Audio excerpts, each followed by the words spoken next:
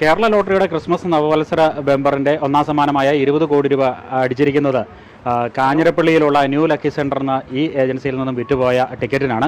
ഈ ഏജൻസിയിലുള്ളവരോട് നമുക്കിതിൻ്റെ വിശേഷങ്ങൾ ചോദിക്കാം. ചേട്ടാ, ഇവിടുന്ന് വിറ്റുപോയ ടിക്കറ്റിനാണ്. എന്നാണ് വിറ്റത്? ആർക്കാണ് കൊടുത്തത്? എങ്ങനെയും എന്തെങ്കിലും നിശ്ചയമുണ്ടോ? ഒരു നിശ്ചയം ആയിട്ടില്ല. കാരണം നമ്മൾ ആദ്യം മുതൽ 2 മാസമായി ബമ്പർ ഇഷ്യൂ ചെയ്തിട്ട് 2 മാസം മുമ്പ് എടുത്തിട്ട ടിക്കറ്റാണ്. ആദ്യം ഫസ്റ്റിലെ നമ്മൾ ഓഫീസിൽ നിന്ന് എടുത്ത ടിക്കറ്റാണ്. അപ്പോൾ അതിൽ നമ്മളൊരു ബുക്ക് ടിക്കറ്റ് എടുത്ത് ആദ്യം തട്ടലിട്ടതാണ്. അപ്പോൾ പിന്നെ അത് എപ്പോൾ വിറ്റു എന്ന് പറയാൻ പറ്റത്തില്ല. അത് കഴിഞ്ഞ് പിന്നെയും 2 ദിവസം കഴിഞ്ഞ് വേറെ ബമ്പർ എടുത്തു, അന്നേരം പിന്നെ ഇട്ടു. അപ്പോൾ ഇതിങ്ങനെ കണ്ടിന്യൂ ഇങ്ങനെ കുറേശ്ശെ ഇട്ടുകൊണ്ടിരിക്കുന്ന കാരണം നമുക്ക് എപ്പോഴാണ് ഇത് വിറ്റ് പോയതെന്ന് പറയാൻ പറ്റത്തില്ല. ഒരുപക്ഷെ ശബരിമല സീസണൊക്കെ ആയതുകൊണ്ട് പുറമേ നിന്നുള്ള അയ്യപ്പന്മാരുടെ കച്ചവടം നമുക്ക് ഇവിടെ ഇല്ല. ഇവിടെ ടൗൺ ആയത് കാരണം വണ്ടി നിർത്തത്തില്ല. വണ്ടി നിർത്താൻ പറ്റത്തില്ല. അതുകൊണ്ട് വണ്ടി പൊൻകുന്നം വഴിയാണ് തിരിച്ചു വിടുന്നത്. അങ്ങനെ നിർത്തിയുള്ള കച്ചവടം ഇല്ല. അപ്പോൾ പ്രാദേശികമായിട്ട് തന്നെ ആരെങ്കിലും ഈ കാഞ്ഞിരപ്പള്ളി മേഖലയിൽ തന്നെ ആയിരിക്കും. ആദ്യമായിട്ടാണ് ഇവിടുന്ന് ബമ്പറൊക്കെ അടിക്കുന്നത്? ബമ്പർ 2 കൊല്ലം മുമ്പ് ഓണം ബമ്പറിൻ്റെ 1 കോടി അടിച്ചായിരുന്നു. സെക്കൻഡ് പ്രൈസ് 1 കോടി ഇവിടെ തന്നെ ഈ കൗണ്ടറിൽ തന്നെ അടിച്ചത്. നമുക്ക് ഈ ഇത് ബമ്പർ ടിക്കറ്റ് എത്രത്തോളം വിറ്റുപോയിട്ടുണ്ടാവും? ബമ്പർ നമ്മൾ കൗണ്ടറിൽ എത്ര വിറ്റെന്ന് നമ്മൾ കൃത്യമായിട്ട് എഴുതി കിട്ടിയിട്ടില്ല. കമ്പ്യൂട്ടറൊക്കെ നോക്കിയാലേ കുറച്ച് ടിക്കറ്റ് വിറ്റുണ്ട്. നമ്മളിവിടെ ഈ ടൗണിൽ വിട്ട് മാറി ആയതുകൊണ്ട് ഒത്തിരി ബമ്പറൊന്നും വിൽക്കത്തില്ല. നമ്മളൊരു 100-150 ബമ്പറിക്കുള്ളൊന്നും വിൽക്കാൻ സാധ്യത കുറവാണ്. അല്ലേ ചേട്ടാ? ഇത്രയൊക്കെ ഉള്ളൂ. ഏതായാലും ആരും ഇതുവരെ കോൺടാക്ട് ചെയ്തിട്ടുണ്ടോന്നില്ല സമ്മാനം അടിച്ച? ഇല്ല.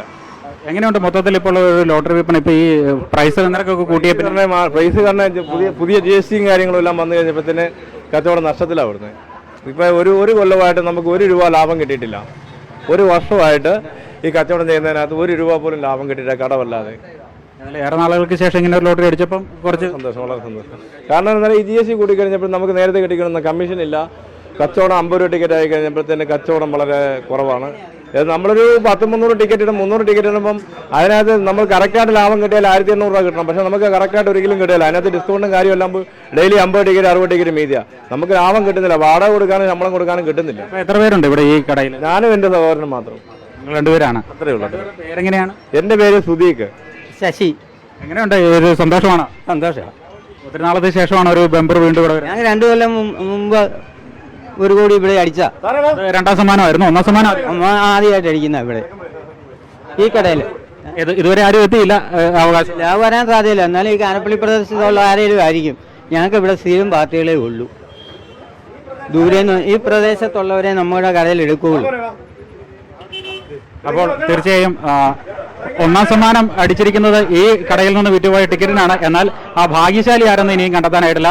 ഏതായാലും കടയുടമകൾ പറയുന്നത് പോലെ ഇത് പ്രാദേശികമായിട്ടുള്ള ആളുകളെ മാത്രമാണ്. കാരണം ടൗൺ പ്രദേശമാണ്. ഇവിടെ വാഹനങ്ങൾ നിർത്താനുള്ള അസൗകര്യം മൂലം ഈ പ്രദേശത്ത് സ്ഥിരമായി എത്തുന്നവർ മാത്രമാണ് ഇവിടെ ഇന്ന് ടിക്കറ്റ് എടുക്കാറുള്ളത്. അതുകൊണ്ട് ഈ കാഞ്ഞിരപ്പള്ളി പഞ്ചായത്തിലോ അല്ലെ സമീപ പഞ്ചായത്തുകളിലുള്ള ആർക്കെങ്കിലും ആയിരിക്കാം ഈ ടിക്കറ്റ് അടിച്ചിരിക്കുന്നത്. ഈ ടിക്കറ്റ് ഈ ഒന്നാം സമ്മാനം അടിച്ചിരിക്കുന്നതാണ് കരുതുന്നത്. അല്ലെങ്കിൽ കാഞ്ഞിരപ്പള്ളിയിൽ നിന്നും ക്യാമറമാൻ ജിതുകൃഷ്ണനൊപ്പം പ്രശാന്ത് ജോസഫ്, അമൃത ന്യൂസ്, കോട്ടയം.